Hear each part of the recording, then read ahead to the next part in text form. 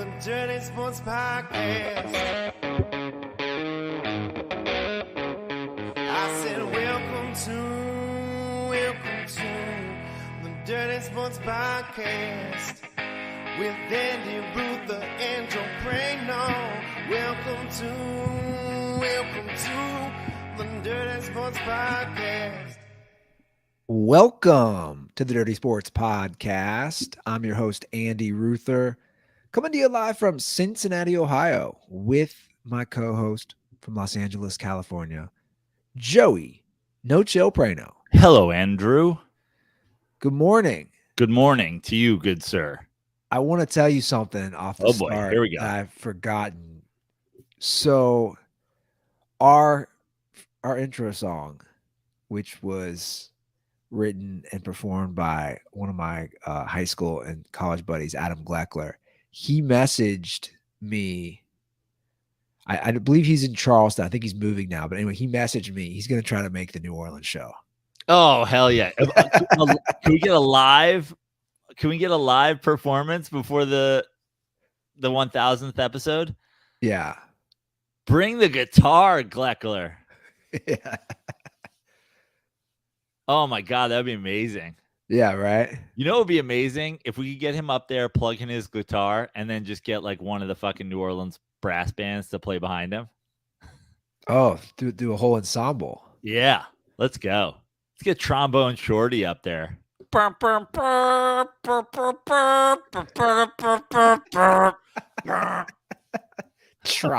Shorty. We need, yeah, that'd be awesome. So we'll see. Fingers crossed. I'm gonna message him. I'm gonna follow up. I did You before. bet, yeah, I mean, get it going. Don't make me hire a brass band if he's not going to be there. So I mean, we kind of have to write this stuff down, to be honest. We have the possibility. Getting married. Well, I'm not getting married, so that's just not happening. That's off one. Sorry to burst your bubble, but that's. Am I gonna have to get married? Yeah, maybe you. That's that. So my marriage is off the table. Okay. I will be coming solo, but we've discussed. I can't believe Isla's just not going to fucking full-time 24/7 daycare for the weekend. Dude, can I share something about her daycare today? Here we go. No, this is pretty funny. This is actually hilarious. So I drop her off today, and I'm like, oh, how many kids you got? And so they're like, well, we got 6 in this room right now. We're expecting 8. And I said, I thought you guys were real busy last week. You had 10 in this room. She's like, all the kids are at Burning Man. Yeah, basically. She said 1 dropped out. And I said, they're like, 1 yanked their kid out like instantly last week. I go, why? And the woman who works there, by the way, great staff. I love these people. She goes, because of bum art. And I go, excuse me? Bum art? And they do all these little art things, where they grab the kid's hand, they grab their feet, and they just the kids like it, even though they're babies. And she goes, well, we do a thing where we put the thing on their butts, and it's bum art, and we're just, it's just for fun. And a mom emailed. Their naked butts? Yeah, I assume. They're getting changed all the time anyway. Yeah. And they showed me a picture, it's just the little baby asses. I guess some woman emailed instantly and said how highly inappropriate that was and just yanked the kid because I could not stop laughing because of bum art. And the kid had been there a few months. It wasn't like a brand new kid. So some mom was so angry because of their baby. Ruining my kid. I mean, seriously. So I'm like, this kid is probably 4, 5, 6 months old. I already know this kid's life's going to suck. Yeah. Because don't you remember, I was telling them after they told me that, I said, I remember vividly in grade school, we'd make fun of and basically bully. If a kid's parents were crazy, then the kid gets shit on. Oh, of course. So this kid's going to face that her whole life. Do you remember when kids, you remember like middle school, like you really first, you're not doing like a ton of like sleepovers when you're like real young, but you get into like 4th, 5th, 6th, 7th grade. You're going to your friends' houses for sleeping. You learn that their family's crazy. This is the first thing you do. You come back to school. You're like, bro, I know. the Carton's house is fucking. I know. They have ferrets living in their basement. No, like no one cleans anything. And then all of a sudden, it's like they're the fucking gross kids. I know. Yeah, Exactly. You know what we used to do? We used to do rip wars in the 5th and 6th grade. It was almost just like roasting each other. Yeah, it's basically roast battles, but you'd pit it and it would get personal. And it's 99% it was based on family stuff. Yeah. Or going to somebody's house. Yeah. Or, they had their ugly sister. 100%. Yeah. 100%. And I'm just thinking, this kid's ruined. This kid, I already know this kid is ruined. And ironically, we just watched the episode of Black Mirror, which I'd already seen before, called Archangel last night, where it's about an insane helicopter parent and the repercussions of from a baby to a high school kid, what happens. But I don't want to give it away. But yeah, dude, I couldn't stop laughing. They were like bum art. I'm like, bum art? When you first said that, I just assumed they had like homeless people coming in and like doing paintings for the kids. Stop grooming my kid to be homeless. Which would be a nice gesture too. Yeah. That's like a Tyrone Biggums when he speaks to the class for the first time in one of their Chappelle sketches. Anyway, that gave me a good chuckle today. So parents, don't be crazy. So next time somebody's like, "Oh, you're helicoptering," I'm like, no, there's helicopter parents and there's helicopter parents. Yeah. I do a new joke about the people that complain about all the stuff. Like, I don't want my kids being around this, and I don't want my kids being around that. I won't give away all the jokes, but I'll give one away because it is the Dirty Sports Podcast after all. But one of the punchlines is like, the parents like, "Oh, you're grooming my kids to be gay." My parents let me watch Top Gun every single day for 250 straight days. If you could groom a kid to being gay, I'd be gay. That's hilarious. I got groomed into having this mustache by Goose, but I didn't groom into fucking shirtless standoffs in locker rooms, clamping my teeth at guys. Or that's right, Iceman. Volleyball scenes. Yeah. In jeans. Yeah, I wasn't sitting in class looking at the algebra board going, "I'm getting a hard on." You got to bring back the furry. The furry bit? About, you're like at the Phillies game and the Fanatics dancing in the dugout. And you're like, man, I got a massive erection. Yeah. Bring that. We'll bust that out in New Orleans. Yeah. No, you should. When I first started doing that no joke, the first time I started doing that bit was like, it's one of the first 6 to 8 bits I ever wrote. And we were talking about early 2000s, like literally maybe like 2000. And like, you couldn't say, like, no one knew what a furry. First I had a 2-minute explanation on what furries were. Yeah. Now people know. Like, I should bring it back now that people know what a furry is. At the time, people were like, "What are you talking about?" I was like, "Yo, people dress up in mascot outfits and fuck. Like, you guys aware of it?" They'd be like, "No, they don't." Like, I swear to God, they do. And I want to know how it first happened. I want to know how kids get into that. Yeah. I'd love to. Now you're reminding me of some of my early bits. And then I'm thinking about, I had a Teddy Ruxpin bit. Remember Teddy Ruxpin? Yeah. I was just talking to Teddy Ruxpin the other day with Chris Wilde because we did his bear game, Bear in Mind. I was talking about how you remember, I don't even remember, the tape was in his ass. Yeah. Oh, I remember. And I think my bit was just how gay Teddy Ruxpin was, because you had to like finger his, it was just like, it was such a stupid bit how like, dude, you had to just like tickle his ass to get him to talk. And like, that was just a ridiculous bit. I also had a bit, my buddy saw Seinfeld. This is right after I first started. And he texted me and he was accusing Seinfeld of stealing my open mic bits. That's amazing. I had a bit about and it was a good bit for early in my career. It was about the terrorists, because they used to always show them doing the monkey bars. I don't know if you remember. Yeah. And that was my bit of like, I'd set the premise of like the training camp for, Al Qaeda. And they're like, and I do my terrible Middle Eastern accent where it's like, we got to learn AK-47 training, how to set off an IED. And my bit was like, but most importantly, how do you do on the monkey bars? And like that was my thing. And I guess Seinfeld did have a bit at that time that was very similar about like, dude, why are they always doing the monkey bar? My buddy texted me, saw him at some big theater. He's like, he's stealing your shit. I'm like, well, to be fair, man, it's not the most. To be fair, it's the only clip we ever see of Al Qaeda. Yeah, I don't think I'm the most original person. Probably a lot of people thought about the same premise. I think they're showing them on the monkey bars a lot. Some people would be like, look, wow, what a, for some people, it would like raise your ego. You're like, I'm living in the same comedic sensibilities as Seinfeld. I actually think that this should make everybody listening think Seinfeld's worse. 100%. 2001, he had the same ideas as Ruther at an open mic.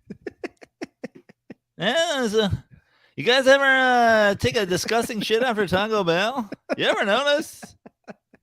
You ever notice when you eat a chalupa that you poop water? You beat me too. I was gonna say if Seinfeld was doing Taco Bell bits. Well, guys, if you want to see some bits, you need to come to New Orleans. I got it up on the screen. comedy.house/tickets. December 16th will be live podcast, live comedy show. 2 live comedy shows, correct? 2 live comedy shows. And honestly, I don't want to say this fully because it's not going to be the case. But if you're the kind of person who would sit through the same jokes twice, I'm definitely going to do different shows. I mean, obviously not wholly different shows. If I'm going to do 45 minutes or whatever, it's like I only have so much material. But now we're talking about all this stuff. I might have to break out like some throwback bits. Maybe break out like I don't do impressions when I do stand up, but like, are we going to do a Dirty Sports impression section of the thing? You should do impressions though. I mean, if I did impressions that the world knew, like, listen, if everyone in America knew who Bill Walton was, I'd be fucking, what's his name? That's the impressionist guy that does Gruden. Frank Caliendo? Yeah, it'd be Frank Caliendo if Bill Walton was like the Monday Night Football guy. Yeah. Caliendo's actually good. I did a show in Irvine recently. They asked us to do the 10 o'clock, and Caliendo was doing the 8 o'clock. He's fucking good. Like, yes, I couldn't do impressions for to do that for a whole show. I couldn't like do it with my soul, but like the ones he does well, he really does well. Some of them blend into each other, but he does some good ones. 100%. Yeah, so get your tickets. Come on down, DirtBalls. I mean, we could have some impressions. We have if Gleckler comes, we can get the original, the guy behind the song, which a very, very divisive song at this point with the Dirtball fam. You either love it or you hate it. It's like a politician at this point. Dirtballs want some change. Some Dirtballs want to keep the old school. So come to New Orleans, make that happen. We're like, I don't know, a couple weeks away from football. I wanna hop into this. I know we talked about it last episode. Is it September 7th? Is that day 1 of football? Yeah. So it's a week from Thursday. We're 10 days away from football, basically. Yeah, the NFL is really buying into the Lions, giving the Lions that spot. Oh yeah. Well, I think the NFL is buying into the hype. They don't have to buy in. They just see who everybody else is buying into, and they fucking they're on Lions Reddit too. At the end of last year, when the Lions missed the playoffs, and Lions Reddit was like, next year winning the Super Bowl, the NFL was like, nah, we should put them on game 1. Let them get blown out 46-6. Crush their souls. I know. It's Did you watch any college football this past weekend? Did you watch any week 0 football? Okay. So full disclosure, I did have, because I had Isla all Saturday, I did have the Notre Dame Navy game on in the background. I tuned in for a little bit of Notre Dame Navy. It was in Ireland. Yeah. So I kind of wanted to see, not a fun game to watch, but cool that it's in Ireland. So that's about all I watched.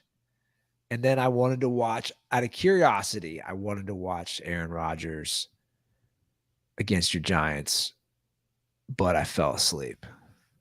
Like we were taking like a I nap. turned it on to find out that the Giants weirdly weren't playing anybody. Yeah, they didn't play anybody.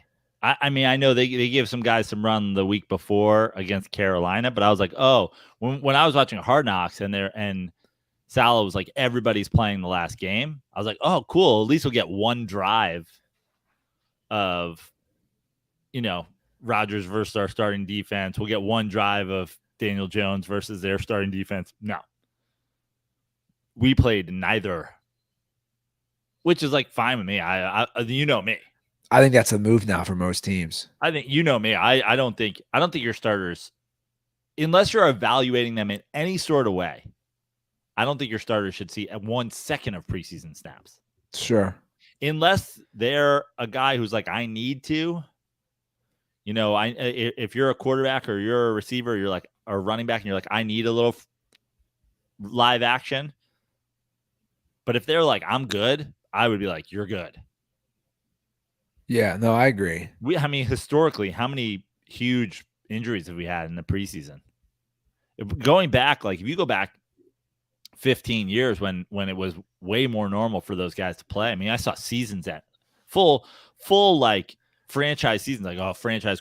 The Jets are a great example. I think Pennington got hurt in a preseason game.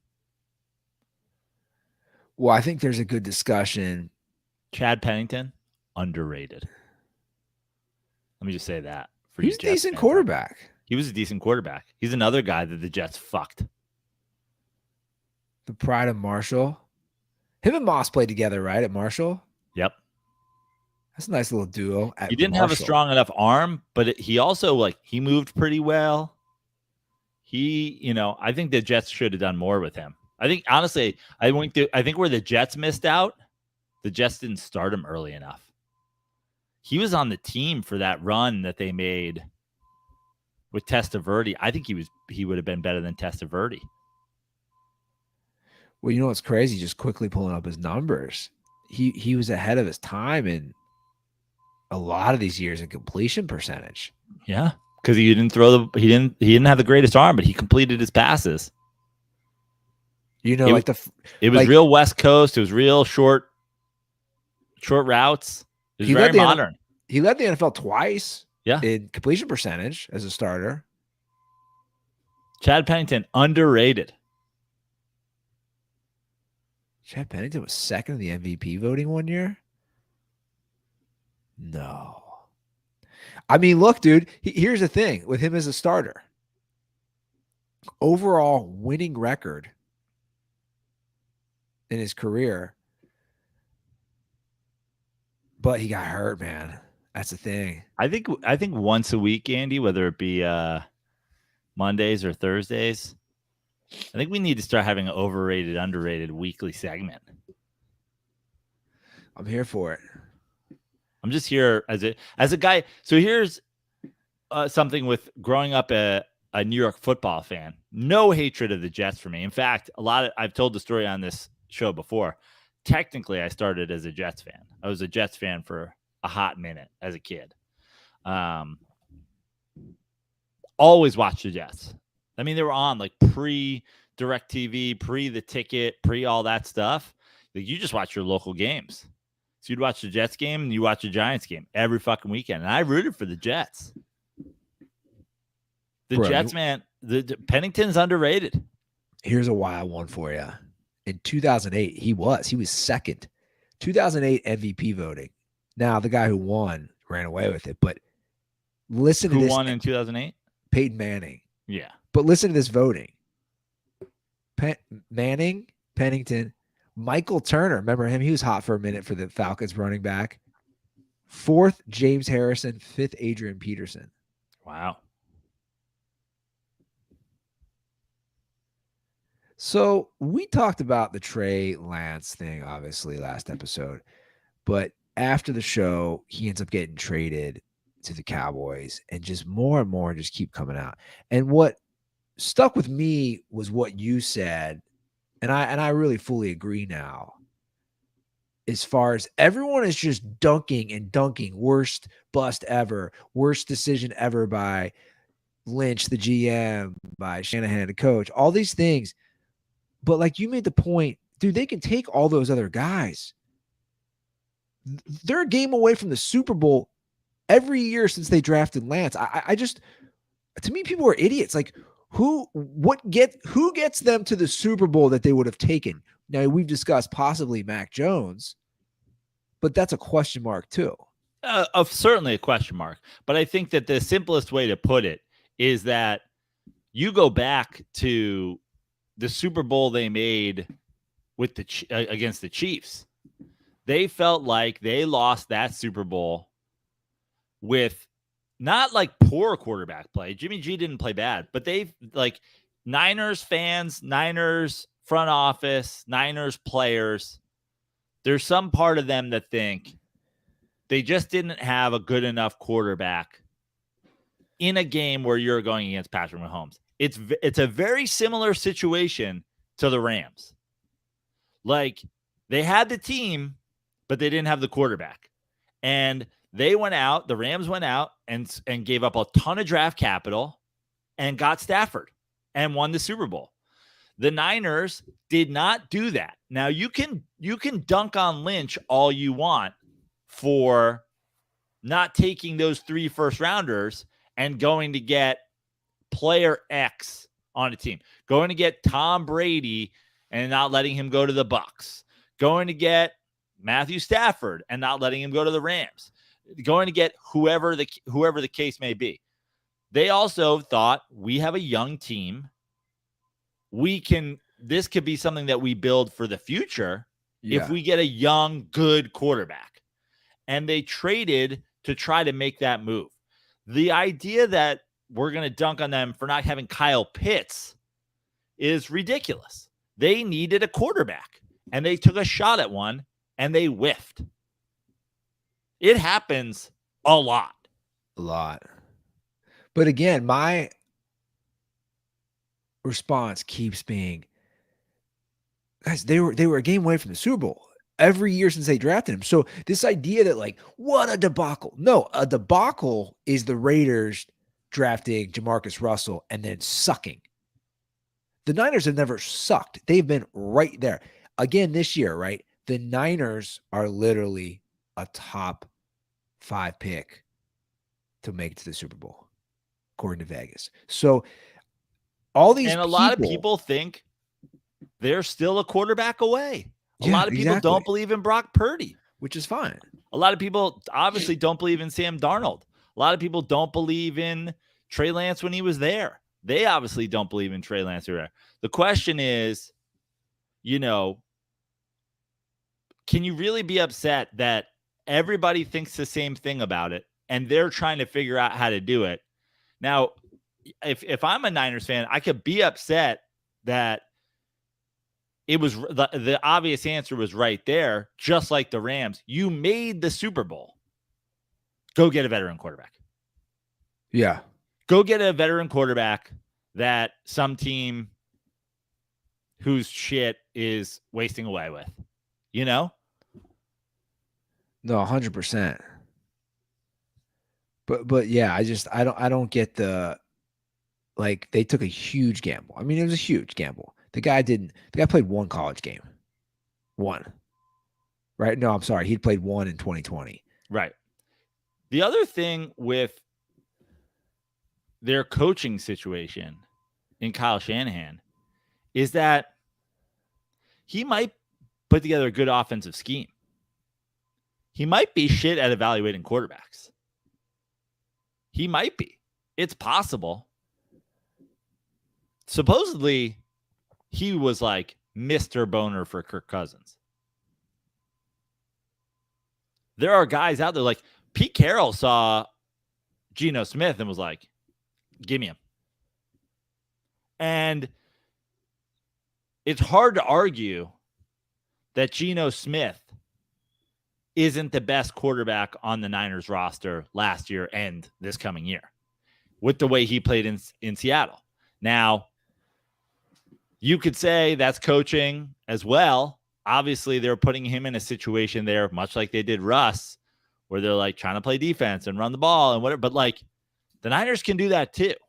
Like Shanahan could be shit at evaluating quarterbacks because it feels like there's guys out there who have been available that you could go and plug and play and have already won a Super Bowl. But I don't think you can shit on them for knowing that their issue is quarterback and trying to do something about it. But they also hit on Purdy. So to me, it's like they hit on him, or did they? You know, he looked good for 7 games. To be determined. Yeah, he looked looked great in 8 games. But no, I get that. But my point is, they've hit on him so far. You went 7-1 as a starter. Now, look, I don't know what happens to Trey Lance. He's so young. Obviously, he goes to Dallas. He's just going to sit. I believe he'll be a third stringer there because Cooper Rush is the backup, and he's played well in this backup role for the Cowboys. I don't know. I mean, they took a huge swing. But sometimes you have to take huge swings in life in general. Who did? The Niners or the Cowboys? The Niners. Yeah. They took a huge swing, but also it was a shit draft class for quarterbacks. Right. Like I don't know why everyone's forgetting that. After that was what? Trevor Lawrence was number 1. Right? I think so. Like, who do you have after that? I mean, that was the Mac Jones, Trey Lance draft class. Like, I don't know who else went in it, but those were the guys. Yeah, Trevor Lawrence 1, Zach Wilson 2, Trey Lance 3. So the only one who's panned out so far is Trevor Lawrence. Right. Justin Fields, well, you could argue Justin Fields 11. But the way Justin Fields has thrown the ball. True. Is there any sign that Justin Fields on the Niners, that they would have been in the Super Bowl last year? No. Obviously, at this point, you would take Justin Fields and Mac Jones over Trey Lance and Zach Wilson. But I think listen, I've been clear about this in my years on the Dirty Sports podcast. I talked about it with the Colts and Jacoby Brissett. I've talked about it with other teams. Like, if your defense is there and your running game is there and you've got the coach, why are we playing this fucking draft class game? Go get your quarterback. Yeah. Was I not on this show screaming that the Colts, the second Andrew Luck retired, should have made an offer to the New York Giants for Eli Manning and put him in fucking 18 and been like, let's go? But instead, they played the fucking game. Then they waited. And then they got guys who were past that. They got Phillip Rivers 2 years later. Was I not on the show when the Vikings and saying the Vikings should give everything to get Phillip Rivers? This is 5 years ago now. You're right there. You made an NFC Championship game. Go get Phillip Rivers. Oh, well, we really like what Kirk Cousins is doing, never making the playoffs in Washington. If you're right there, look at what the Bucs did, dude. The Bucs thought they were right there. They went out and they got fucking Tom Brady and Gronk. Well, I think, right now at this point, the Jets feel like they're right there. I was going to say Aaron Rodgers. The blueprint right now is the Bucs and the Rams. They both won Super Bowls. A quarterback in the NFL at this point is like Randy Johnson at the trade deadline. If you're right there, go get the guy. Yeah. Oh, you're Houston? Go get him. Oh, you're the Diamondbacks? Go get him. It's Deion Sanders. Sure. But it's a way more important position. The Jets did it absolutely right. Does it pan out? I don't know. But it's going to pan out a lot better than drafting another quarterback this year. Yeah. Oh, 100%. 100%. And if you look at both the Rams and the Bucs, they had defenses, right? So you come in It alleviates some of that pressure on the quarterback. And let's not forget, maybe we need to remind our friend Jameis 101. The Bucs D gave up so many points. And then Tom Brady comes along, and everybody always said they're a good defense. They're just being put in terrible positions when he turns the ball over, and they're, always back off the field for fucking 3 seconds. Yeah, and they're suddenly, they got 20 yards to the other team scores, and they're doing that nonstop. And then let's fast forward 1 year. 1 year. What happened in that Super Bowl? The Bucs defense absolutely lit up Patrick Mahomes. And that is what the Jets are doing. And we'll see. That's why it'll be that's worth the fucking draft capital. That's 100%. Worth the swing. 100%. I'm seeing all this stuff. These guys are young. I'm seeing all this stuff about the Rams. I don't know if you've seen much. And they're so young. And, they only have 2 starters from the Super Bowl team that just won on defense. Dude, if they suck for 4 or 5 years, who cares? They got a chip, man. First of all, I don't know why I don't know if you saw this. I didn't even read it. I'm not going to listen to it. But the headline was like, Matthew Stafford's wife, who apparently has a podcast, which is hilarious. So his wife is talking how he's not gelling with the young receivers. And I'm just like, first of all, if you're Matthew Stafford, you're like, stay in your lane. This is Mahomes' little brother. Yeah. Oh, you mean for his wife? Like, you're on a podcast talking about how I'm not gelling with my receivers, or, when you come home, what do? We always bitch to our significant other about work. That's what we do, whether you're a quarterback or a doctor or a nurse or whatever, right? So Stafford's coming home and he's talking about work and he's saying, I'm not gelling with these young guys. And she's going on a podcast talking about it. Yeah. Unbelievable. But my point is, they got a championship. They might be down for a few years. I just think that when you're right there, it's the move. Obviously, it worked for the Rams. Obviously, it worked for the Bucs. The Jets took the right swing. If you're not right there, it's a terrible move. If you're not right there, don't go spending, because you have to be you have to be in the position to win, or else now you're just overpaying a quarterback.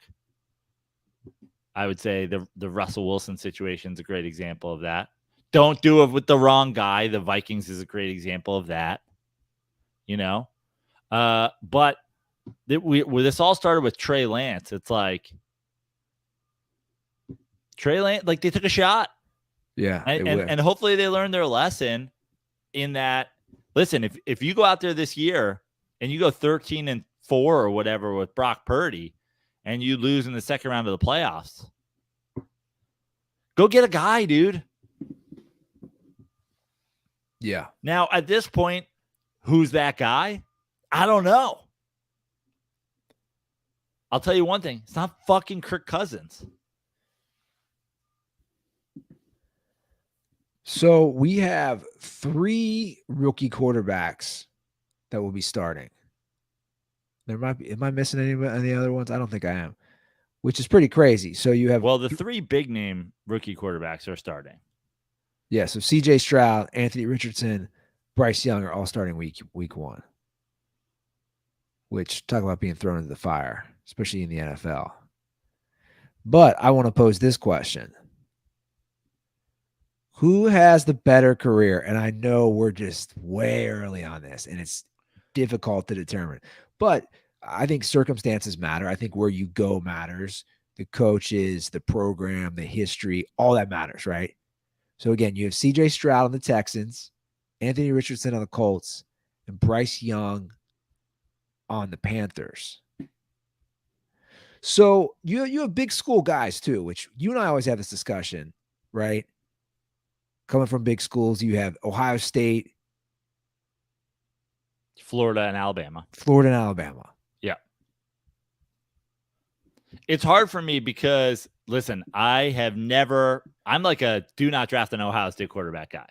I'm out on CJ Stroud. He's on the Texans. It's a bad situation. Yeah. He's an Ohio State quarterback. I'm out on CJ Stroud. Leaves me with Bryce Young and Anthony Richardson. My instinct is to say Bryce Young. I've watched him a little bit in the preseason. They had a game against the Giants.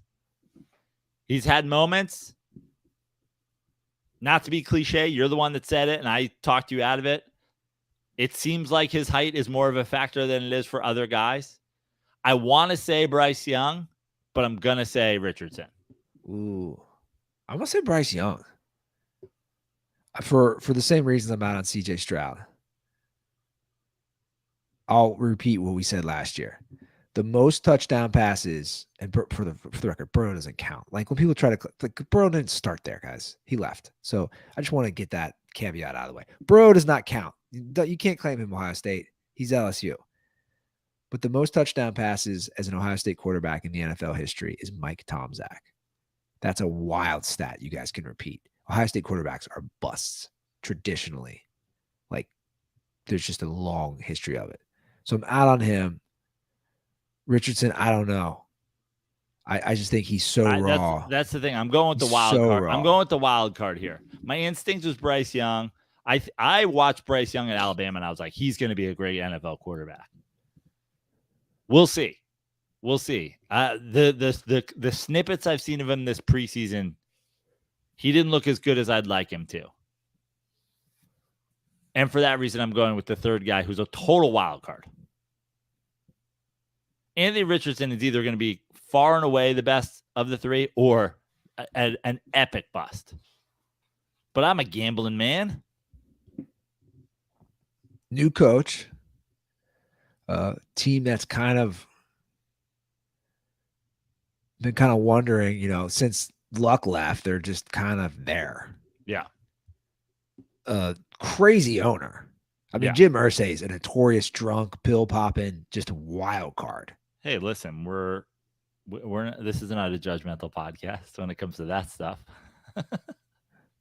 Yeah, you do what you want. I don't give a shit. I'm just saying that guy's my owner. Yeah, he's a wild card. So I'm sticking with Bryce Young, and also he started real young, right? Like he's had these pressure-filled games. I know it's Alabama, and I know he's surrounded by just insane NFL talent, but he started pretty young.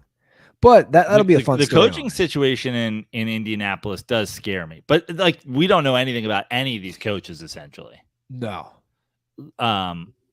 So it's going to be hard. It's going to be hard to say, oh, like this offense and these guys and whatever. But I didn't love Philly's offense last year. For as good as they were, I didn't like. I just think they bullied a lot of teams. I think there was a big divide between the talent on Philly's offense and the talent on a lot of the teams they played defenses. And I know I just didn't love the amount of times that it was just, 3rd and 8 and they're just like chucking the ball down the sideline to those two big receivers. It felt uninspired to me. So, but I guess Anthony Richardson, if you were going to play us a quarterback in the same style that you played Jalen Hurts, that's a good guy to have. So yeah, I'll go with Anthony Richardson. Big question marks around all of them. 100%. So Josh Jacobs signed a deal with the Raiders. He's reporting, and we've come full circle, Joe. We had so much discussion about these NFL running backs. Josh Jacobs, Saquon Barkley, Jonathan Taylor, Ezekiel Elliott, Dalvin Cook, all these guys. Well, guess what? They all took the deals. It's a 1-year deal. He can make up to $12 million. I think he's guaranteed like $10 million. But again, it just shows you had no leverage. Sorry. Like the value of the running back, I would argue right now is at an all-time low. And I don't see it ever increasing. There was a pre-girly low as well. There's a pre-girly Ezekiel Elliott, Christian McCaffrey. There was the run with when you look around those Super Bowl teams for a while, with the Broncos, with the Giants, with the Patriots. With obviously you had Marshawn Lynch in the and the Seahawks. You had was Ray Rice on the Super Bowl team? I think he was, right? Ray Rice was on the Super Bowl Ravens team. But like otherwise, that was kind of the era that started the devaluing of the running backs. I think before we had a big burst of like really, really explosive and talented guys, that might have been a little bit lower. But now it's lower in that everybody's on the same page about it. All these teams essentially are kind of colluding about it, you know? We're not going to pay over this much, so no one needs to. Yeah. I go back to what I said. It's like, I understand the business of it. I would never want the Giants to give Saquon Barkley $20 million a year. But at the same time, it's almost like when you look at a football team, there's the quarterback's room and there's the receiver's room and there's the running back's room and there's the D-line room. It almost feels like there should be that within the NFLPA. Because you guys like the career path for a quarterback versus a running back or a D-line versus a running back, it's unbelievable. Can you imagine if they were like quarterbacks values?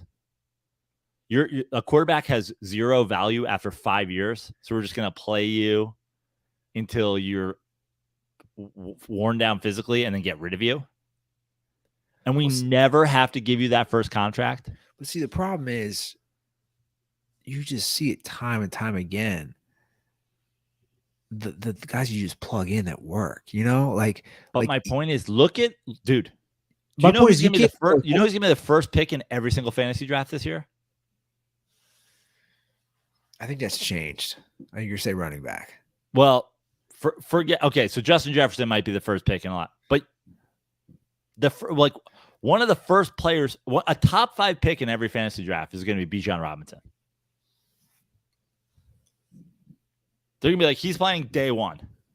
So day one, he's going to go to the Falcons. They have a quarterback question mark. They're going to run the fuck out of the ball with him. He's going to be a fucking star if he doesn't get hurt. Yeah. He's going to put up numbers if he doesn't get hurt. And he might never, ever get a first contract. A first contract. Just his rookie deal. It's a fucked situation. It is, but again, that's the market and that's the value. Again, how many guys come in, a no-name, a late draft pick, an undrafted guy, and just get 1,200 yards? You know, you're like, you see this happen all the time. But those guys don't get it either. No, they don't. It's like, imagine being a lawyer and you're a first-year fucking lawyer and you're the guy who has to work 80 hours a week. You do it because you think you're going to be a partner one day. If they were just like, oh, no, you just come in, you work 80 hours a week for 5 years, and then you're done in law. You'd be like, I'm never going to be a lawyer. Who would ever sign up for that?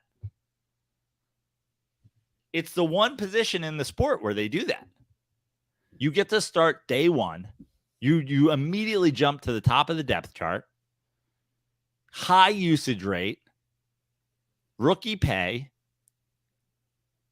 Beat you to the ground. I know, but so we just talked about the blueprint to win Super Bowls, and we're talking about the Bucks and the Rams, and the Jets are trying that. You just said the blueprint for all those teams that won Super Bowls. They didn't have high running back drafted.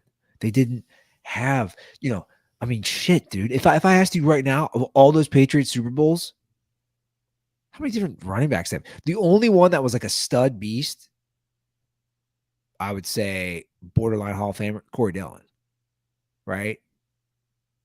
And they had him for a couple years. I just think that it kind of proves a couple the years point. Wasn't Steven Jackson?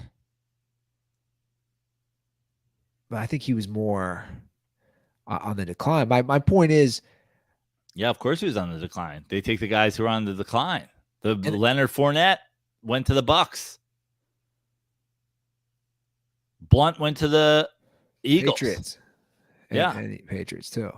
Yeah, because they're like, oh, well, that team beat the shit out of you and was never going to give you a big contract. So now if you're going to come play for a shit contract, you may as well come play for a shit contract in the Super Bowl. My point is this isn't going to change. There's nothing in this system that's going to change. My argument is that how would it change? The NFLPA should be having some conversation about the average lifespan of position groups and how quickly a player gets up for their new contract. Listen, this is a great transition into a baseball conversation, but there's rumors the Mets are going to trade Pete Alonso. Meanwhile, Julio Rodriguez signed his extension as a rookie. He signed his extension his rookie year. Oh, now he's fucking dominating in Seattle. And now Seattle's making a charge. First place. Yeah. He's got 50 home runs. And the Mets are like, oh, maybe we're going to trim. Are we going to give him that first contract? Oh, I don't know. Is Kermit the Frog running the Mets now? Yeah. Yeah.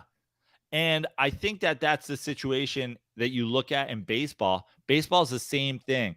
They now essentially have control over these guys for so long. There's a good majority of baseball stars now who will never get anything but that one contract. They'll get the one. The Albert Pujols second deal, the A-Rod second deal. None of these guys are getting that. Bryce Harper's not signing another $200 million deal. Yeah, but come on. That's my point. You just got 10 years, $200 million. But I'm saying they're all going to get the one deal. In the NFL, if you're a running back, you don't even get the one deal.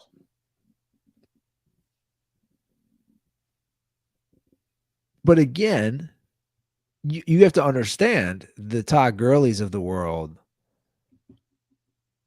the Le'Veon Bells of the world, they've showed you why they don't do that. The reason that they're not going to get the one deal is their value is only in their early years. 100%.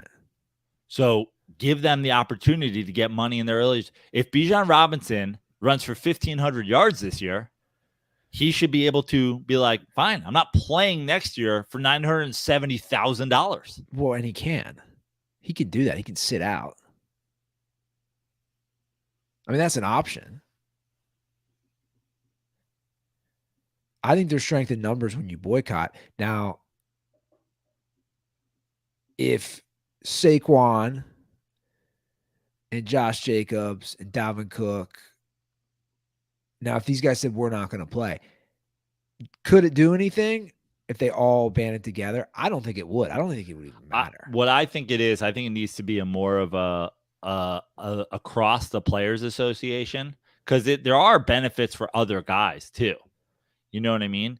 It's like, make it a situation where, why are all players treated the same when they're not used the same? Jordan Love can come into the league and not play a single snap for 4 seasons. Now he's going to play, and if he plays well, he's due for his first big contract. A year into his usage, a year. But Bijan Robinson's going to come into the league, right? I'm saying, so change it by positions. But it's also the nature of the game, you know. D lineman also the same thing. You're not playing D line for 20 seasons. Dude, look at JJ Watt. Dude's retired. Played a while, but he didn't play fucking. He's not having an Aaron Rodgers career. No, he played 12 years.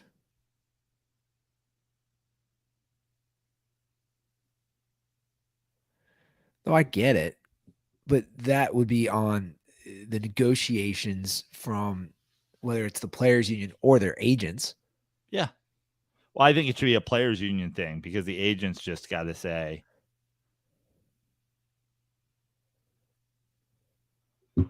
I think the players union say, hey, like the minimum years you have to play before you get a contract should be based on the average lifespan of that position group. Good luck with that. I'm just saying, like the NFL, if there's one thing the NFL owners don't want to do is give up more money ever. Right. I mean, look at these guys. These guys. The fucking listen. The Hollywood studios don't want to give them money either. That's why there's a strike. Yeah, that hasn't seemed to work in the NFL so far. Well, it's worked to some degree. You know, it's worked in certain things. I mean, these guys are just old dudes who don't want to give up their money. They want everything paid for. They want the counties and the taxpayers to pay for their stadiums and their upgrades and the threats to we'll leave.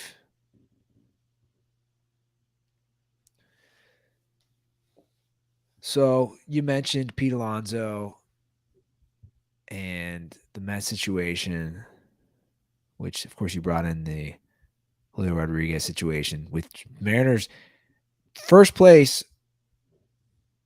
The latest they've been in first this late in the season since the 2003 team. Yeah. Shows how bad the Mariners have been. Listen, my you know me. When I love baseball, I watch baseball.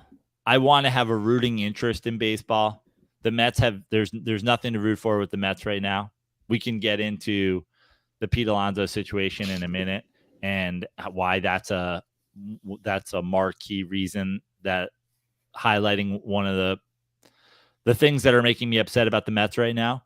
But I like having a rooting interest in baseball. I root for the Orioles. I have forever in the AL because I hate the Red Sox. I hate the Yankees. Fuck Canada, fuck Tampa Bay. Like I've been a Orioles. Orioles were my AL team forever. I used to have beef with some Seattle folks. They all, for the most part, I'd say 95% of the ones that I had issues with apologized to me, said that I was right and they were wrong about Russell Wilson. And now I can accept Seattle back with open arms. I've always loved the Mariners. Ichiro is one of my favorite players of all time. Ken Griffey Jr. I'm rooting for the fucking Mariners. Go Mariners. Let's go. I certainly am rooting for you over fucking Texas. Knowing, I don't have as much of a problem with the Astros as a lot of people, but still, no one wants to see the Astros there again. No one wants to, no one wants the Angels rewarded for their kind of behaviors over the years towards their stars and towards the shitty free agency that they do in a crappy stadium and all that. Let's go Mariners. Mariners, Orioles, ALCS, give it to me. Feed it to me. I want it. I love it. Julio Rodriguez fucking dominating. You love to see it. You love young guys getting rewarded early in their career for what they've done. Probably left money on the table by not waiting. But like, what a great fucking thing to do if you're a franchise. Hey, you're really fucking good and you're really fucking young. Why don't we give you all the money right now and less of it later? What a great way to show that you appreciate the guys on your team. Wow, you came up and have absolutely panned out. You want $210 million as a rookie? Sure. I'll take it. The Braves have done this with all their fucking young guys. Good for like I love it. What do you think the Mariners, yesterday they were wearing the like the gold and what era would that have been? Like early 90s? Yeah. Do we prefer those uniforms over the modern day ones? Listen, the Mariners haven't had a ton of bad uniforms. I love the Mariners modern uniform. When they switched to that, it was all the rage, dude. Those early Griffey days, when they switched over, it was a big deal. So I think I prefer the aqua green and the blue. It's very more oceany and marinery. But those throwbacks are pretty sick too. With the Triton. Yeah. I like the old one with remember the Griffey rookie card with just the S. I like that too. But I think the modern unis, the ones they switched to in the mid 90s, they're pretty fucking legit. Good color scheme. The compass thing on the hat. It's all good. Never knew that was a compass. I don't pay attention. I mean, I'm assuming that's what it is, right? You're a mariner. You're trolling the high seas. I forget how bad they've been. Like, to think that they haven't been at first this late in the season, and there's still like 30 plus games left. You forget how just bad they've been for 20 years.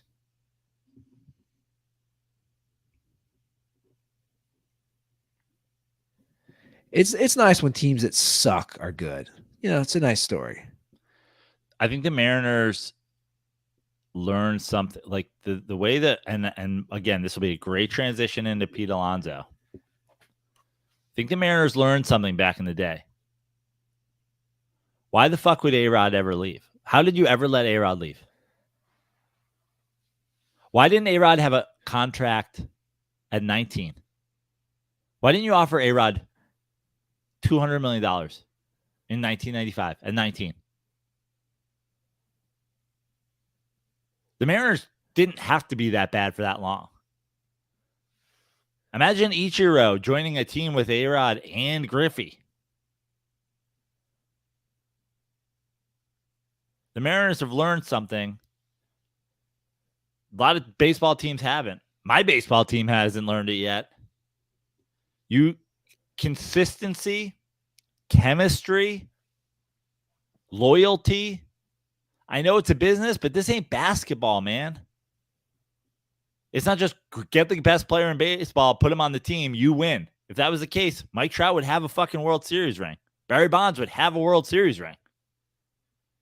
You don't just get the best player and win. You can be close and add the best player and win. Pete Alonso has the rookie fucking home run record. Julio Rodriguez doesn't. But he came up and they were like, oh, you hit a whole shit ton of them. You want $200 million real quick? And now the Mets are like, I don't know. Is it worth paying him? Oh, no. Like, let's see. I mean, what are we looking at in the next couple of years? Maybe we trade him. Maybe it's this. Maybe it's that. This is the exact same thing I said about Jacob deGrom. Hindsight's 2020. DeGrom got hurt. And guess what? Even with DeGrom's injury, he is going to win more games for the Texas Rangers than Max Scherzer and Justin Verlander won for the New York Mets combined.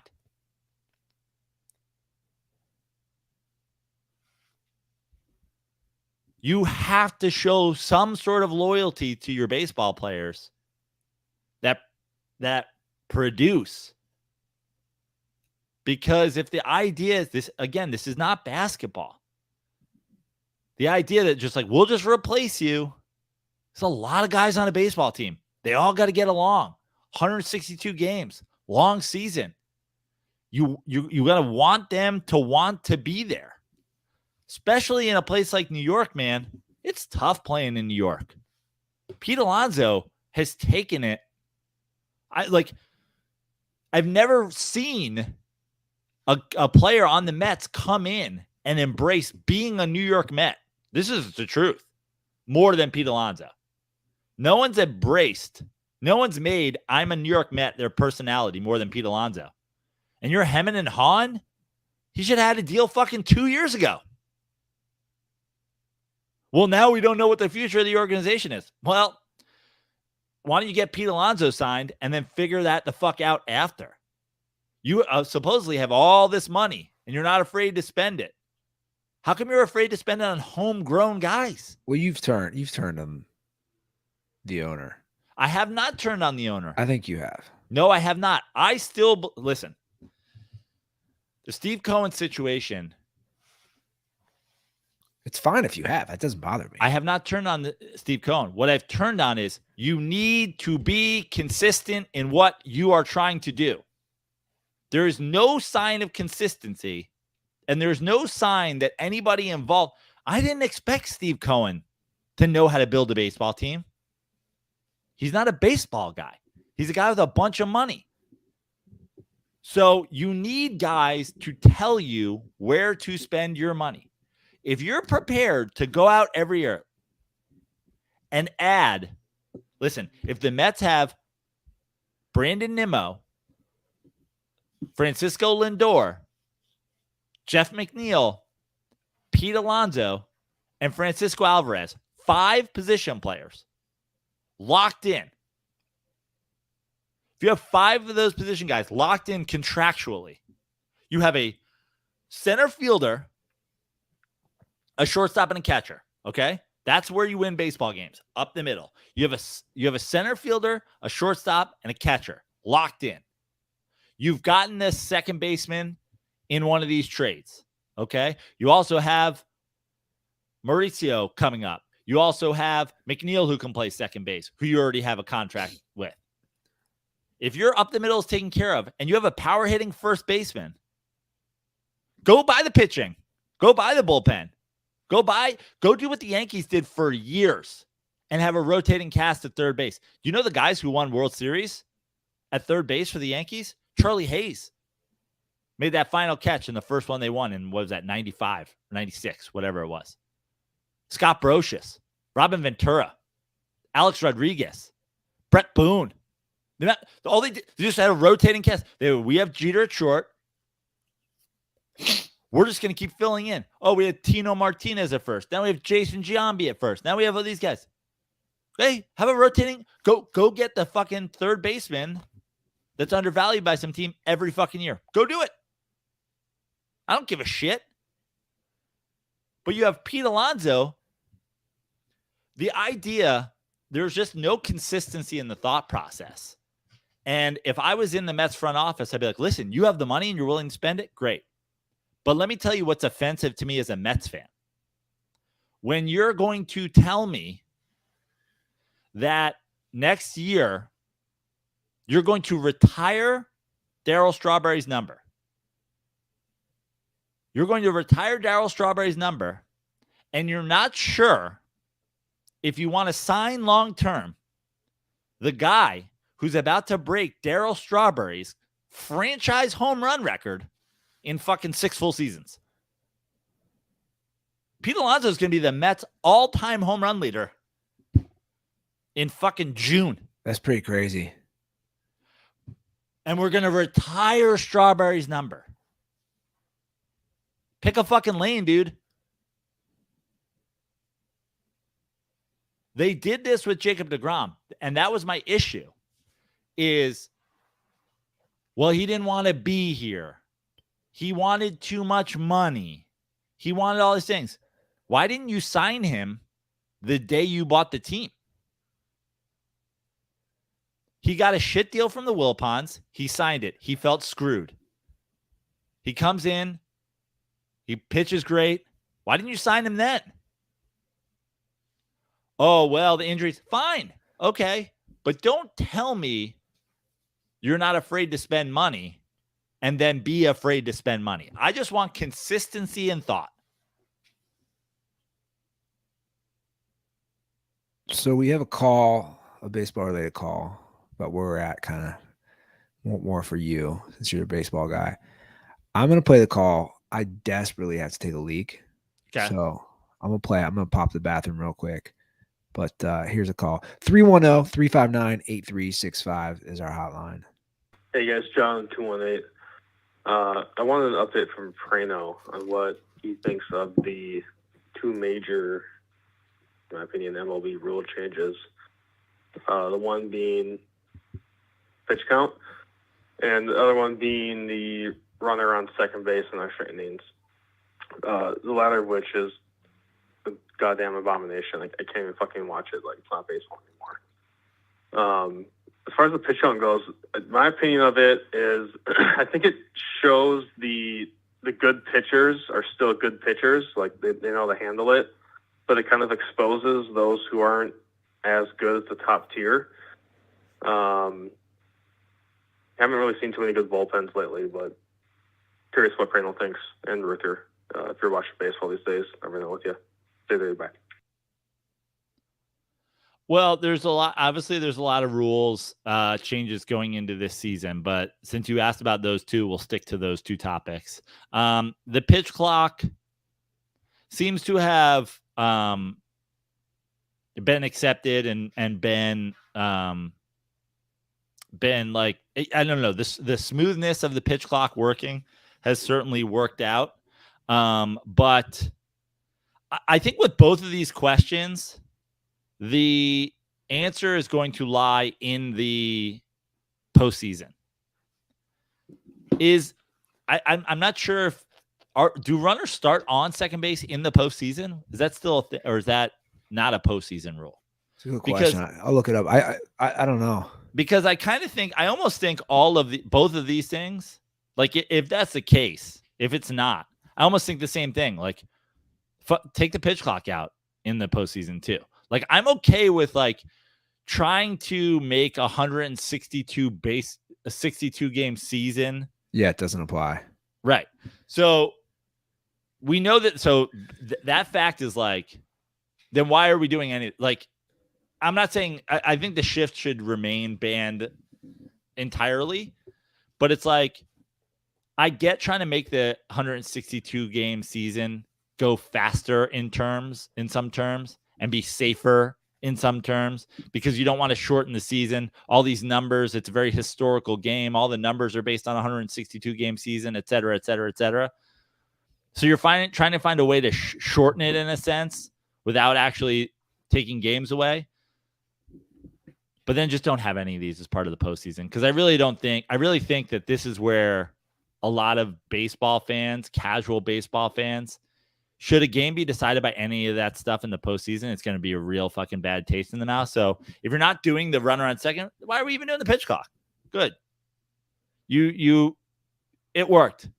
People fucking accepted it. Now take it out for the postseason. The runner on second base is insane to me. Yeah. That's an insane rule. That's just crazy to me. Yeah. That's agreed. That's some little league bullshit. That's something you see with a bunch of 7-year-olds. Because a lot of times it doesn't. Maybe I don't know. Maybe I have to see the stats on it. Because I feel like a lot of these games still go long because the teams just keep scoring. Because they both have the advantage of a guy starting on second base. I think Major League Baseball view this, from what I've seen, at least the stories, people view it as like a huge win with the pitch clock shortening the game. Now, has that affected turnout? I don't know. Like, has it gotten more people to the ballpark? Has it got more people watching? I don't know. Yeah. I don't know how they figure that out. Like, what are the numbers this year for Major League Baseball is the question I would ask. I understand that there are baseball fans that like it. They're, unlike me, they want less baseball in some regard. They want a faster game. Okay, fine. You guys did this. There's no putting the fucking, putting everything back in Pandora's box or whatever the fucking saying is, but to me, it's like, if we have rules like this, if we have rules like the second base rule, and we say this doesn't apply to extra innings in the playoffs, then let's have that be a bunch of rules. I understand having rules that make 162 games easier. The playoffs, let's remove them. That's my thought process with it now. So attendance is up. It's up 9%. Now, I had this conversation with another DirtBall. There's also a lot of teams that have historically in recent history not been good that are good. Sure. I bet you Reds attendance is way up. It is. I bet you Orioles attendance is way up. Sure. I bet you Shohei Ohtani just existing has Angels attendance up. Sure, Mariners is up. Yeah. It's true when you have teams that aren't usually good. Because a lot of those teams. And the Cubs are always going to draw people to I the would say ballpark. the Cardinals still. And the Cardinals are going to draw people to the ballpark. Yeah. And the Yankees are going to draw people to the ballpark. And the Mets, to some extent, are going to draw people to the ballpark. Red Sox are always going to have people to the ballpark. Going to a Red Sox game is like, it's fucking life there. And it's the thing you do if you go to Boston. Yeah. You go to Chicago. You go to Wrigley. 100%. So it doesn't matter. Diamondbacks. Bet you their attendance is way up. Yeah, that's where, like, if you're doing an actual science experiment, that's where it's tough. Say, okay, well, attendance is up 9%. And I saw, this is from a few weeks ago, it's a total of about 4 million people. Spread that over 6-7 ball clubs that are traditionally been bad or recently bad, and now they're playing well. I mean, 4 million, like, it's not as much as you think when you spread it over those squads. I mean, you can do the math. I mean, how far are we from the end of baseball season? 4 million divided by 6, divided by, call it 130 games. It's 5,000 more people a game in those ballparks. Just those ballparks.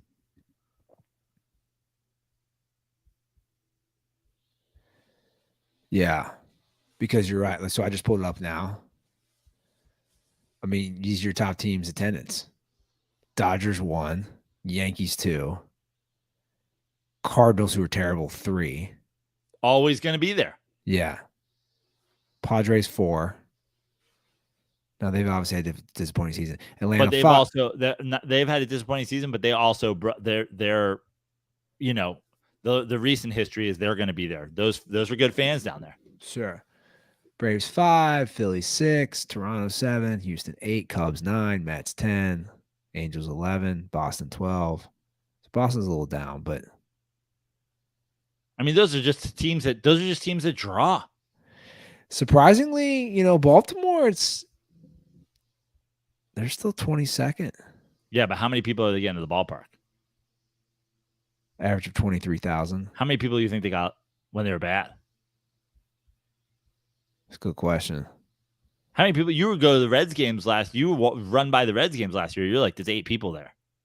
They're averaging they're mid pack. They're about 24,000 something. 24,000. You tell me last year you were running, there's 19,000 people there? Dude, not even close. Yeah, not even close. I mean that kind of is your difference. Your difference is these teams that sucked, that don't suck. But not just teams that sucked, that don't suck, but teams that have, not to shit on the Reds or shit on the Orioles or shit on whatever, but it's like there's nothing about the Great American Ballpark where people are like, oh, we go to Cincinnati fucking, once every 5 years. We always go to the Great American Ballpark and blah, blah, blah. It's like, again, the Fenway is going to fucking have people in it. It's just gonna. Dodger Stadium's just gonna have people in it. The cities are so fucking big. Well, here's your difference. It's funny you bring that up. I mean, here it is. So like last year, Baltimore averaged 17,504. They're averaging 23,413. 6,000 fans. Reds last year averaged 17,447. This year they're up 7,000. So do the math. I was talking about 5. I was talking about 5,000 makes the difference. That's 2 teams right there. It's already over that number. Yeah. It would be interesting if they were still sucked. I don't know. Anyway, it's an interesting discussion. I guess we're never going to know. Yeah. All right, let's hop into the comment section. Comment for Prano popping up. Hey, Prano, how come you don't sport that beard anymore? It's a great question. I was thinking about taking the mustache off recently. Thinking about maybe pulling the mustache down. The beard has basically always been a thing where it's like I hated shaving, so I would shave clean, and then I'd let the whole beard come in, rock the beard for a while, and then when I got sick of having the beard, the mustache would come. I don't know. It's something about the mustache over the last, I don't know, call it 4 or 5 years. Like just the way people like it almost feels like, especially in LA and in around comedy, it's like people like it's like a signature move, you know? So it just like kind of became a thing where it was like, all right, well, I'm that guy, you know? Auditions I get are for like the mustached guy and whatever. It's like it's just become a thing. But the beard could be back. I don't think the beard will ever be like a full-time thing again, but it never really was a full-time thing. It just kind of came and went. But it could, you know what? It might make an appearance soon. The mustache could become a clean shave, could become a beard, could become a mustache again before New Orleans. Guess you'll have to be there to find out. Yeah. Although that was Ho Shui. Remember Ho Shui? We met him at the Rams game. A Saints fan. Yeah. I believe he's a Southern California guy, though. Yeah. Come down to the Saints game, bro. I mean, come on. No I've reason already not to. started thinking about what I'm wearing to the Saints-Giants game in December. Is that Of course you crazy? have. Yeah, it is crazy. I do have a Giants Christmas sweater. Seems like a week out from Super Bowl or a week out from Christmas is the time to pull that out, right? People will be in costume. Might have to get a Giants Santa hat, possibly. I'm still looking. I got to get in touch with Randy Ruther. I'm still looking to get my hands on a Eli Manning Newman high school jersey for those Saturday events. Well, that's hilarious, by the way, that you're thinking about what you're going to wear. I don't think I've ever thought ahead about what I'm going to wear, as we all know. I get dunked on so hard about my outfits. Just nonstop. And I don't care. Sweatpants is what I'm rocking right now. I mean, what percentage of your day do you think is spent in sweatpants, either a merch T-shirt that you got, a Dirty Sports merch, a Miller Lite merch, Reds merch, whatever? It's pretty high. And then, I mean, you rock the Prize Picks hat like daily. I like it. Yeah, I mean, I rock it. I rock free stuff pretty much. You know, listen, when I go on the road, it's amazing. I'll go into my bag. I'm like, it's amazing how much fucking Miller Lite gear I like bring with me. But some of it's so great. Yeah. I think maybe the I'm gonna put my top 3 Miller Lite merches that they ever hooked us up with. Those tan sweatshirts, those tan hoodies are bomb. Those are great at night. I like the waterproof hat is my go-to pool hat. And then the long sleeve tie-dyes, just like I mean, I should have taken one and kept it in the bag. That's gonna be a vintage piece one day. My go-to pool Miller Lite shirt is that silk one. Oh yeah. The button up, you're saying. The button up. Yeah, that is a fine piece as well. That's a great one. You go into the pool. All right, let's hear from the DirtBalls. 310-359-8365. That's our hotline, and we'll start off with this one. Yo, what's going on, Dirty Sports? Hunter from Michigan. Just left a pretty bad call, so here's my take, too. My question today is, what band or artist encapsulates or, I guess, draws the most similarities to Andy Ruther and Joe Prano? I have an answer for Andy Ruther. I have not been able to figure one out for Joe Prano yet. My answer for Andy Ruther is Hollywood Undead. It's a band that started out, and it was it's like a white rap group, and they talked about a lot of like degenerate type stuff, you know, drinking, partying, just always being blackout drunk, doing a bunch of drugs, just complete crazy type stuff. And now if you listen to their albums, they've like completely turned over a new leaf. They're talking about like taking care of yourself, living the life that you want to live, positivity, all this type of stuff.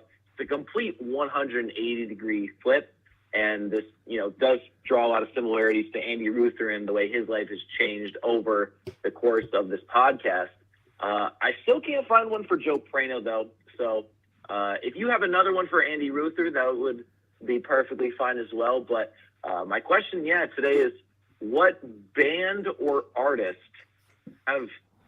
draws the most similarities in their journey, or I guess just in their albums between Andy Ruther and Joe Prano? Thanks. Have a good day. Can you pick somebody we didn't fucking know, bro? I mean, it sounds pretty spot on though. I kind of like it. We might have to play some Hollywood Undead. I might have to listen to it. I mean, so this is these guys. This is Hollywood Undead. I've never heard of this band before in my whole life. Like, I don't know. I mean, what do you think? I mean, I know we can't play it because of YouTube, but we'll have to. I'll have to listen to something because I've never heard it before in my life. I don't know off the top of my head. I don't think I have an answer for myself. Maybe this is something that we put out. This is a call that inspires other calls. Maybe there's, he obviously, that's a pretty well thought out answer for you. And I like his justification for it. He hasn't been able to come up with one for me. Maybe there are other dirtballs out there. I feel like this is a Kyle Aronofsky like bat signal call. I feel like there's never been a call that he could tackle more. I'm not sure what the answer is. I mean, we all know Tupac. For me, it's Tupac. We embody the same lifestyle. Yeah. So say, listen, like I've related a lot to Sturgill Simpson over the years and how his point of view has changed. I also did just go to the Strokes and listen, like guys that are kind of my age got into the game in early 2000s, probably partied a little too hard in the early 2000s, leveled out a little bit, but have still had their ups and downs where sometimes they show up drunk and sometimes they don't. Recently said, hey, maybe we're done. Supposedly at the end of the New York show that they just did, they said they might be done. It's like, the lifespan of us, just from the New Yorkness, the partying, and then maybe also just both being done with all this nonsense. It could be them.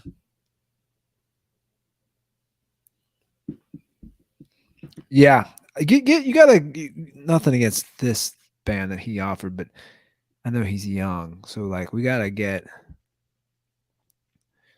something that's maybe a little more relatable. I don't know. You're more of an Elton John. You got sober later in life. Is he sober? He's sober. Well, I'm coming out of the closet today, guys. I'm officially Elton John. Like, when did he come out of the closet? Pretty young. No, I think he was married. Yeah, but I think he came out of the closet. Which, it's a while ago now. Was it the duck suit that gave it away? Do you know what I'm talking about? Yeah, of course. Donald Duck. The Donald Duck suit. Yeah.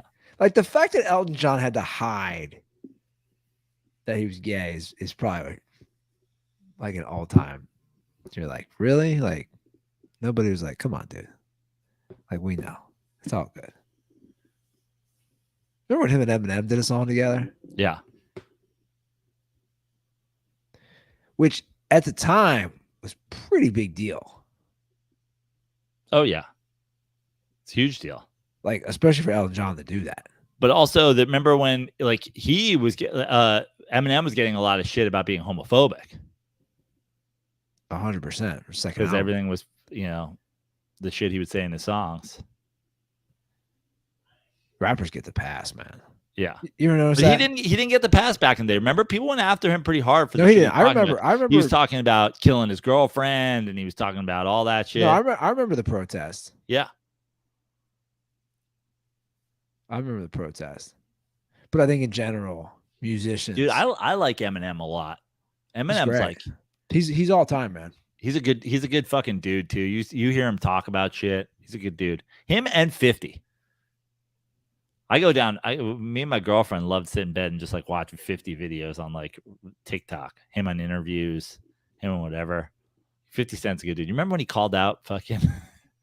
Remember he called out Floyd Mayweather for not being able to read? I forgot about that. He's just like, bro, if you read a page of Harry Potter, I'll give you fucking. I forgot. Epic. The all-time greatest troll move of all time. Can you read, dog? I'll give you money just to read. And he said Harry Potter of all the things he chose. I think he said Cat in the Hat too. He was like, I think he eventually was like, we know you can't read Harry Potter, so we just read Cat in the Hat. You think Floyd Mayweather really can't read, bro? If you could read, and somebody was like, all you got to do is read, wouldn't you just fucking read? Like if I could read, I would troll 50 Cent back by like reading some fucking shit about 50 Cent, right? Okay, dude, I gotta play this. You're right. I forgot about this. This is fucking hilarious. This was an all-time. This is an all-time move right here. Woke up, I looked at the computer. The computer say, Floyd said, "Fuck T.I., fuck Nelly, fuck 50." I'm like, what did he say fuck me for? Nelly fucked your first baby mama, Melissa, then took your fucking fiance. Say fuck that nigga. This is a special ASLELS challenge for you, Floyd. If you can read one full page of a Harry Potter book, nigga, I'll give $750,000 to whatever charitable organization you want to. Fuck the bucket of ice, man. Phone call from my man Jimmy Kimmel. Jimmy said if Floyd accepts the challenge, then he'll put it on the actual show, so you can read it on the show. We don't want to put pressure on you. We know you can't pronounce those words in that Harry Potter book, so we're gonna let you read Cat in the Hat. I forgot about that. That's all time. It's all time. It's all time. Oh, God, that's funny. You know what's crazy? Like, that was like, what, like 10 years ago? Imagine that now. Like, social media has gotten so much crazier in 10 years. He did the Cat in the Hat, too. Kyle Aronofsky, listening live, by the way, is weighed in. He said, excellent pull of Hollywood Undead for Ruther. A more mainstream, similar one is probably Metallica. Post-denting sobriety would be the Black Album. And he agrees. The Strokes came to mind. He said, crazy girlfriends, infidelity, NYC, alcohol. That's no hilarious. heroin, thankfully. That's hilarious. What's funny about that 50 Cent thing is that was during the ALS challenge. Yeah. He goes, fuck the ice. So he offered him $750,000. Three Cat in the Hat on Jimmy Kimmel. But bro, if you could read, wouldn't you just like find like the craziest fucking story about 50 Cent and just like read that? Like there was talk like 50 Cent was on the down low for a while. You remember that? I think wasn't he dating Vivica A. Fox, and she said like he only wanted to do butt stuff or whatever. Yeah. Like I would have shown up and read that story. You know what I mean? But I don't think he can read. Well, we don't know. He didn't confirm. I know. But I'm saying when you don't confirm, aren't you confirming? It's not that hard. Like if you said right now. You're telling me Floyd Mayweather is worth all that money. He's got all those, not just from fighting, his own promotion company. So you would say he's business savvy and he can't read? You know how insane that is. But bro, my point is, it's not fucking hard. I know, but that's hilarious if true. Like, just be like, Prano, you can't read right now. I'd be like, okay, well, this says, this is some fucking scripts. The energy you'd expect from a Philly police station. Joe and Crunch, you say, like, I can read. I just showed you I can read. Like, I'll send this to you. I just like, it's not hard to prove that you can read. I know, but that's what I'm asking. Why would he not prove? Because he can't read, dude. I think this is what I'm trying to tell you. So Floyd Mayweather can't read, I think that's what 50 Cent knew going into this situation, which is hilarious. I mean, I'm not going to shame a guy for being illiterate, but it is wild. It's nuts. I'm gonna shame a guy. Come on, dude. You got all that money. You can get hooked on Fox. I mean, do something. He doesn't need to read. Like, do something. He doesn't need to. He's made more money than we'll ever see. He's made more money than the Ruther bloodline. He did it without reading. It's pretty impressive, actually. Yeah, it is. It's really impressive. Who needs school when you can dodge punches, man? Yeah. You can read those hands. I want another beef, man. We need to get 50 Cent back in the limelight. When's the last time he put out an album? I don't know. He doesn't Love the need guy, to. though. Hilarious. Speaking of guys you love, we got a call from one of them. And Ruther, Joe Prado, it's Ed Orgeron. I hear you're meeting up in my neck of the woods for some kind of 1000th episode party. When am I going to get my invitation? I understand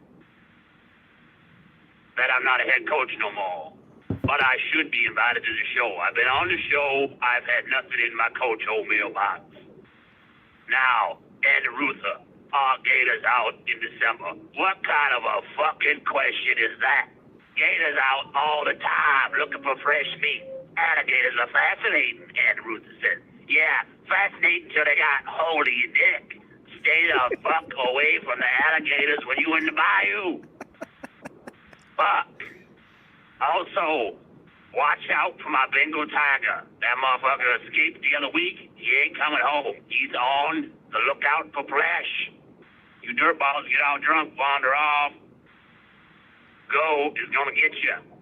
My tiger's name is Go. Go Tiger. Watch out. You see him, trip the slowest guy and get the fuck out of there. Trip the You can slowest stay at guy. my place. If there's a room, I'm gonna have college girls over. And no videos. Coach Orgeron out. You know, first of all, thank you for calling, Coach. This does bring up a great point. Where does Coach O live these days? Is he just like in Baton Rouge?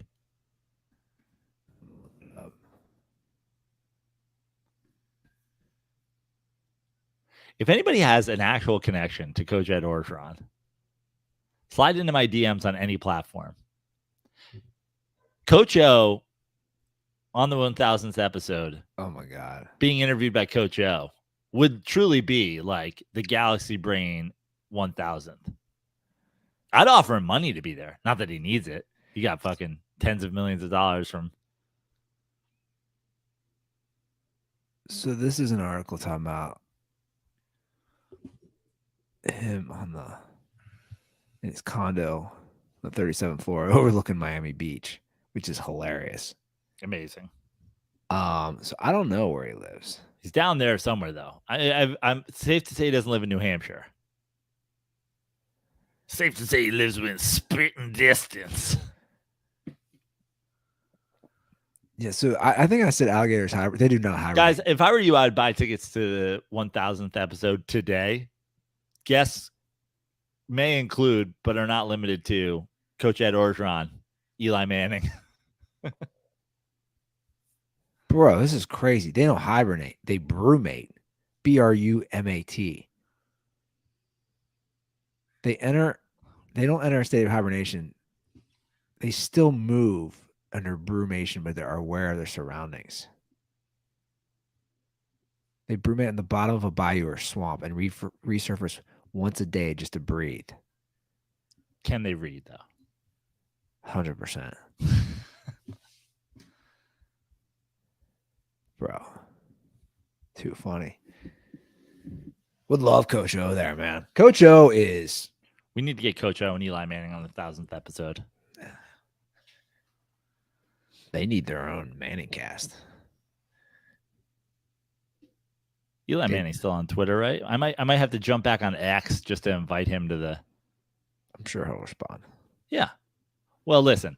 Here's what's gonna happen. The second this show ends, I'm gonna get on X from Dirty Sports account and invite Eli Manning to the 1000th episode of the Dirty Sports podcast. If you're listening to this anytime within 5 minutes of the end of the show, you could go and reply to that and tell him to come. And Coach O's not on any social media. So No, I don't think because he can't read. Coach O can read. Coach O can for sure read. Floyd Mayweather can't read. No. So like Floyd Mayweather, when he's posting stuff on Instagram, he don't know like who's writing the captions. His team. The money team, bro. Remember when he came out with Bieber to a fight? Yeah. What happened to Bieber? What is Bieber doing these days? Oh, Bieber's killing it, bro. Is he brewmating? Where is he hiding under a swamp? Where's he man? going? He's married to fucking Haley Baldwin. I know, but did he? They just go out and do shit. But he like put out Peaches last year. Remember? No, I don't. Missed it. It was a big song. Is that last year? It was 2 years ago. It's all a blur since COVID. Sometime in the last 3 years, he put out fucking a song. All right. Well, 310-359-8365. That's the hotline. Shows in and around Los Angeles the next couple of weeks, Andy. Los Angeles, Hollywood Improv on this Thursday. Down in San Diego in a couple of weeks. I'm doing Laugh City over there in like Atwater Village Saturday. Come out to a show in LA or come out to a show in Vegas end of October for Giants at Raiders and Halloween. Come out to a show in Alaska in November. Come out to a show in your town by harassing the comedy club owners there and telling them that they need to have me come headline. Or, of course, come out to the 1000th episode of the Dirty Sports Podcast, followed by 2 shows. Me, Andy, bunch of friends of the show doing stand-up. Giants at Saints at the Caesars Superdome. There's going to be a band. Eli Manning's going to be there. Coach Ed Orgeron's going to be there. Floyd Mayweather's going to come and read from Maddie Goldberg's Brain Humor. It's going to be just an absolute epic episode. So come down there and get your tickets now. They're available. All those tickets are available. Follow me on Instagram, @Joe Prano, TikTok, @Joe Prano. Big things to come on all of our social media, so follow us today. Tweet at Eli Manning. Tell him to get there. Yeah, the Dirty Sports on social. All right, guys. We hope to see you down in New Orleans. Football starts next week, so we'll be doing a full preview next Thursday. Have a great week. We'll see you guys on this Thursday. And as always, stay dirty.